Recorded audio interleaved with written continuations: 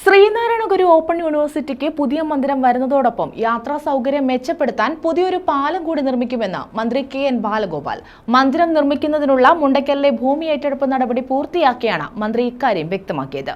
ഭൂമി ഏറ്റെടുക്കലിന് സർക്കാർ 26.02 കോടി രൂപയാണ് അനുവദിച്ചത്. ശ്രീനാരായണ ഗുരു ഓപ്പൺ യൂണിവേഴ്സിറ്റിക്ക് പുതിയ മന്ദിരം വരുന്നതോടൊപ്പം യാത്രാ സൗകര്യം മെച്ചപ്പെടുത്താൻ പുതിയൊരു പാലം കൂടി നിർമ്മിക്കുമെന്ന് മന്ത്രി കെ.എൻ. ബാലഗോപാൽ. മന്ദിരം നിർമ്മിക്കുന്നതിനുള്ള മുണ്ടക്കലിലെ ഭൂമി ഏറ്റെടുപ്പ് നടപടി പൂർത്തിയാക്കി സ്ഥലം സന്ദർശിച്ച മന്ത്രിയാണ് ഇക്കാര്യം വ്യക്തമാക്കിയത്. ഭൂമിയുടെ രജിസ്ട്രേഷൻ പൂർത്തിയായി. സാമ്പത്തിക വർഷം അവസാനിക്കുന്ന മാർച്ച് 29 തന്നെ ശ്രമകരമായ പ്രവർത്തനങ്ങളിലൂടെയാണ് മുണ്ടക്കൽ വില്ലേജിലെ 9.5 ഏക്കർ വസ്തു ഏറ്റെടുത്തത്. ഭൂമി ഏറ്റെടുക്കലിന് സർക്കാർ 26.02 കോടി രൂപയാണ് അനുവദിച്ചത്. കേരളത്തിലെ ആദ്യ ഓപ്പൺ സർവകലാശാല കൊല്ലത്തിന്റെ നഗരഹൃദയത്തിൽ തന്നെ നിർമ്മിക്കണമെന്ന നിശ്ചയദാർഢ്യമാണ് ഇതിന് പിന്നിലുള്ളത്. ശ്രീനാരായണ ഓപ്പൺ യൂണിവേഴ്സിറ്റി വരുന്നു, അത് കൊല്ലത്ത് തന്നെ വേണം എന്നുള്ളതിനകത്ത് പങ്കുവഹിക്കാൻ ഞങ്ങൾക്കൊക്കെ കഴിഞ്ഞാണ്. അന്നത്തെ നമ്മുടെ കൊല്ലത്തു നിന്നുള്ള മന്ത്രി ശ്രീമതി മേഴ്സിക്കുട്ടിയമ്മ മിനിസ്റ്ററുണ്ട്. അതെനിക്ക് നിർബന്ധം, എൻ്റെ വ്യക്തമായ നിർബന്ധം ഈ സമയത്ത് മന്ത്രിയായി വന്നപ്പോഴും ഇത് ജില്ലാ കേന്ദ്രത്തിനടുത്തോടെയും മറ്റു ദൂരോട്ടുള്ള സ്ഥലങ്ങൾ കുറേ സ്ഥലം കിട്ടും, പല സ്ഥലങ്ങളും ഉണ്ട്. ഇപ്പോൾ പ്രത്യേകിച്ച് കിഴക്കൻ മേഖലയൊക്കെ പോയ സ്ഥലങ്ങൾ വരും. ഞങ്ങൾക്കൊക്കെ പ്രാദേശികമായിട്ട് നോക്കാം, മണ്ഡലങ്ങളിലൊക്കെ വരാമല്ലോ.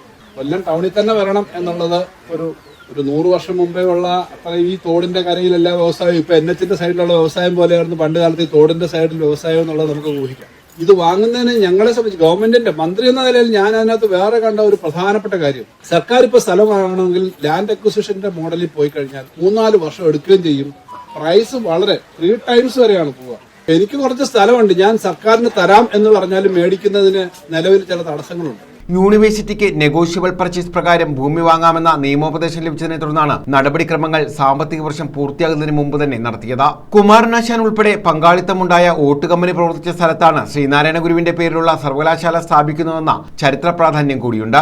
ലൈഫ് പദ്ധതിക്ക് വേണ്ടി മത്സ്യത്തൊഴിലാളി വകുപ്പ് മേഴ്സിക്കുട്ടി അമ്മയുടെ നേതൃത്വത്തിൽ ഇത് എടുക്കാനുള്ള ഒരു പരിശ്രമം തുടങ്ങി. അത് നീണ്ടുപോകുന്ന സമയത്ത് അന്നത്തെ കോർപ്പറേഷൻ കൗൺസിൽ ഇത് എടുക്കുന്നതിന് അവരുടെ പ്രോജക്റ്റിന് വേണ്ടി ഇത് എടുക്കുന്നതിന് വേണ്ടി കൗൺസിൽ തീരുമാനം വരെ ആദ്യഘട്ടമായി 60,000 സ്ക്വയർ ഫീറ്റിൽ കെട്ടിടം നിർമ്മിക്കും. പ്രവേശന കവാടം, ചുറ്റുമതിൽ, റോഡുകൾ, ലാൻഡ്സ്കേപ്പിംഗ്, ഹരിതവൽക്കരണം എന്നിവ സജ്ജമാക്കും. ഇതിനാവശ്യമായ മാസ്റ്റർ പ്ലാൻ കോഴിക്കോട് NIT തയ്യാറാക്കും.